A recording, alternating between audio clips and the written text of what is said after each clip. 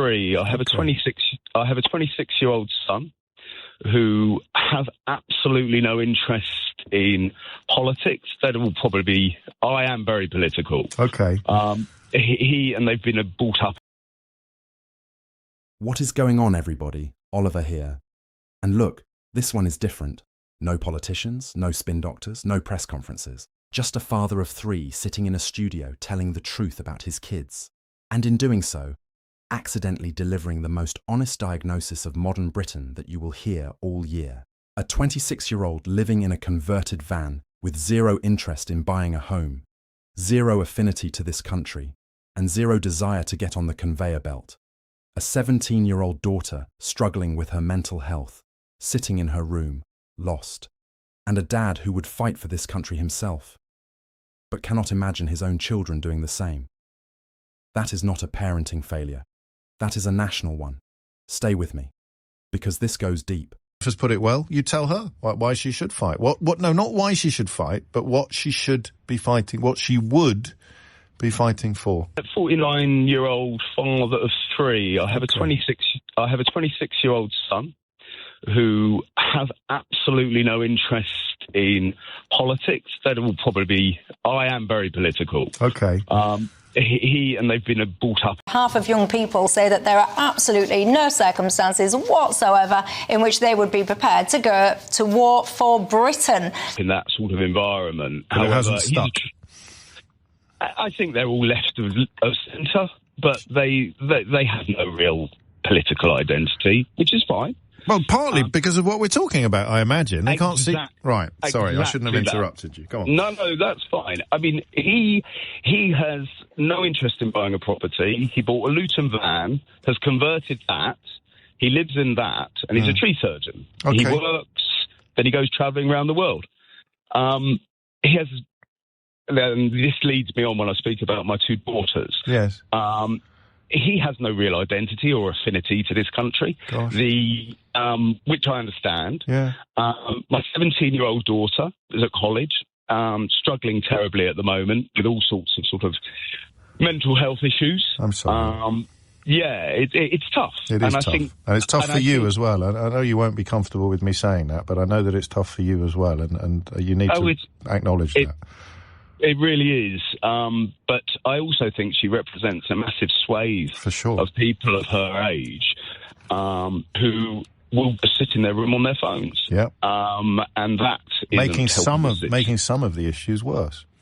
Yes, I've no doubt on that. Mm. And again, that sort of leads me, James, into, again, she's lost at the moment. I'm very confident that will turn round in time. But she has no affinity. She has no... What would she be fighting for? And this is the thing. They look at it and think, well, what would I be fighting for?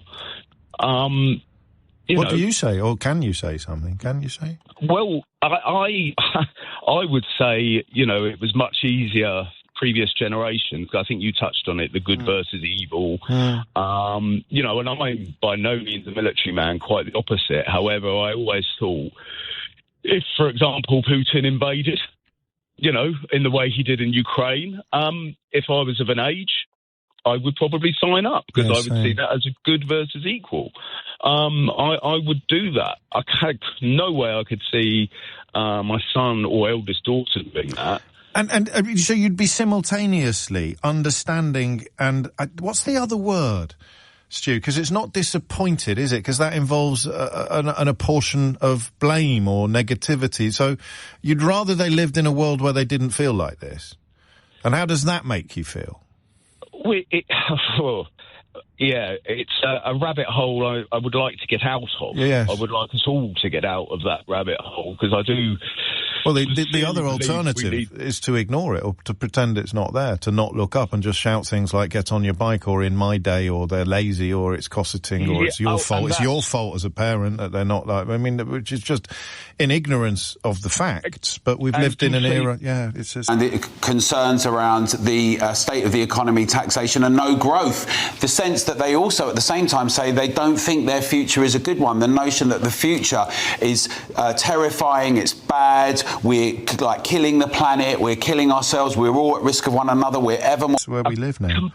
completely farcical point of view. I would suggest completely escapes of reality for these kids and what they're going through and what they've been through and what they will go through. And we're not. I mean, James in Chippenham, the teacher, was so powerful, wasn't he? And he didn't even mention. He didn't mention climate change, and he didn't mention social media. So, even with his litany of troubles, the two, arguably, of the very biggest weren't even on his particular page, because he's talking about the young people that he's working with every day. And we never really acknowledge any of this. And this must be, so it doesn't necessarily describe any of your kids directly, but had they chosen to not be in education, employment or training, it would be largely for the same sort of reasons that you're describing. Mm-hmm. For some of the year, your boy isn't, of course. If he's off travelling, he's not off grid, but he is off the conveyor belt. Very much so, and has zero interest in joining that conveyor belt. Where I think, like I said, I'm 49. In my working experience, it was all about getting on that conveyor belt. And because you could see where it went. Even, I don't want to turn into Ray Davis, but even if it did lead to a sort of regimented existence, it was still quite pleasant. I've got my own home, I've got my own car, I've got my own hair. All right, I'm getting a bit carried away now. But you can't, that idea of an Englishman's home being his castle. And there it is. No rage, no political theatre, no carefully rehearsed talking points. Just a 49-year-old father sitting in a studio trying to find the words for something that does not have clean words yet. And in the process, describing the quiet collapse of something that used to hold this country together. Let's be honest about what Stu actually said in that exchange. Because it is easy to hear it as a personal story and move on. It is not a personal story. It is a national portrait, and every single detail of it matters. The son who left the conveyor belt. A 26-year-old man, capable, working, earning his own living as a tree surgeon. By any traditional measure, not a failure. And yet he bought a van, converted it, and opted out. No property, no mortgage, no roots, no affinity, Stu's own word, to this country.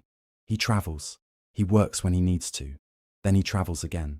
Now the instinctive conservative response to that is get on your bike, pull yourself together. His generation is lazy, coddled, entitled, and Stu, to his enormous credit, explicitly rejected that framing. He said it would be ignorance of the facts, and he is right, because the facts are these. His son is not refusing to work. He is refusing to work for an outcome he cannot see. The conveyor belt that Stu describes, the one that in his own working life led somewhere recognizable, somewhere worth arriving at, does not lead to the same place anymore. A full-time income in modern Britain does not buy you a home in most of the country. It does not buy you security. It does not buy you the sense that you are building something that will still be standing in 20 years. And when the destination disappears, rational people stop buying the ticket. This is not a generation that lacks ambition. It is a generation that looked at the destination and made a cold calculation. And the conservative movement in this country has to reckon with that honestly. Because for decades, the implicit promise of the centre-right was that if you worked hard, played by the rules, and got on that conveyor belt, it would deliver. For Stu's generation, it broadly did. For his son's generation, it has not. And pretending otherwise, shouting lazy or coddled, or it was like this in my day, is not conservatism. It is denial dressed up as principle. The daughter who is lost. Then Stu talks about his 17-year-old daughter, struggling with mental health, sitting in her room, on her phone, and he says, quietly, carefully, that he believes she represents a massive swathe of young people her age. He is right about that too. The data on adolescent mental health in the United Kingdom, particularly among teenage girls, is not ambiguous. It has moved in one direction, sharply, over the last decade. Anxiety, depression, self-harm, inability to engage with education, employment, or any coherent sense of future. This is not a fringe phenomenon. This is a generation-wide pattern. And the two things that Stu's interviewer points out were not even on the teacher's list, social media and climate anxiety, are arguably the two largest accelerants. A 17-year-old girl in Britain today has grown up being told repeatedly by institutions, by media, by the platforms she uses every day, that the planet is dying, that the system is broken, that her future is precarious, that her body is a political battleground, and that the adults in charge have no answers. And then we ask why she is struggling to find a reason to engage. What would she be fighting for? That is the question Stu asks. And it is the most important political question in Britain right now. Not because it is about military service specifically, but because it is about the prior condition of national purpose. You cannot ask a generation to invest in a country, to work for it, to build in it, to defend it if necessary, if that country has given them no legible reason to feel that the investment is worth the fighting for something question. Stu says he would sign up himself if Putin invaded in the way he did Ukraine. Good versus evil, clear enough. He could see it. He could not see his son or his eldest daughter doing the same. And he is not angry about that. He is something more unsettling than angry. He is sad and clear-eyed simultaneously. And that combination is far more politically revealing than rage would be. Because what he is describing is the erosion of national solidarity, not the theatrical kind, not the flag-waving kind that gets deployed at party conferences and then put back in the cupboard. The real kind, the kind that means something when the moment comes. The kind that says, this place, these people, this idea of a shared life together.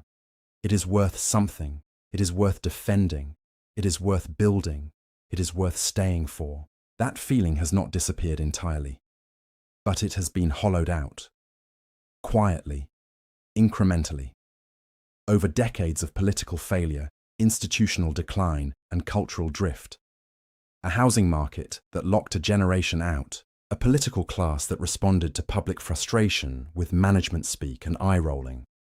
A media landscape that trained young people to see their country primarily through the lens of its historical failures. An economic settlement that delivered wealth to those who already had assets and left everyone else running to stand still. A mental health crisis in schools and colleges that gets acknowledged in every party manifesto and addressed in almost none of them, with anything remotely proportionate to its scale. What the Conservative answer has to be, here is where this matters politically, and why a Republican-aligned Conservative commentary channel cannot simply nod along to Stu's story and leave it at that. The Conservative answer to this crisis cannot be nostalgia, cannot be Stu's own gentle self-deprecation about getting a bit carried away with the Englishman's home being his castle, cannot be the implicit suggestion that if only these young people had a bit more grit and a bit less phone time, everything would sort itself out. That answer had its chance. It did not work. The evidence is sitting in a converted van somewhere and in a teenager's bedroom somewhere else. The Conservative answer has to be about restoration of legible purpose. It has to be about making the conveyor belt lead somewhere again, which means housing reform serious enough to actually change the calculus for young buyers.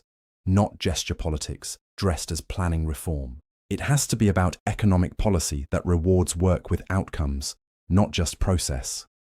It has to be about an honest reckoning with what social media platforms have done to adolescent mental health and a willingness to regulate them with the seriousness that the evidence demands, rather than the timidity that donor relationships tend to produce. And it has to be about a politics that speaks to young people as if their situation is real.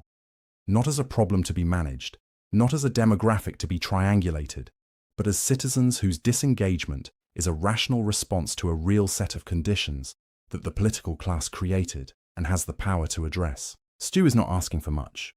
He is asking for a country his children can believe in.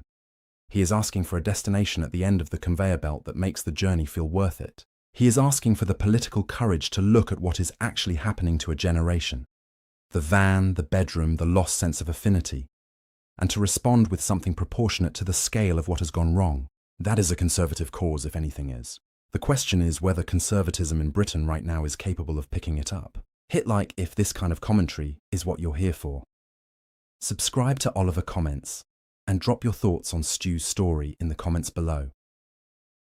This conversation is one the country needs to be having.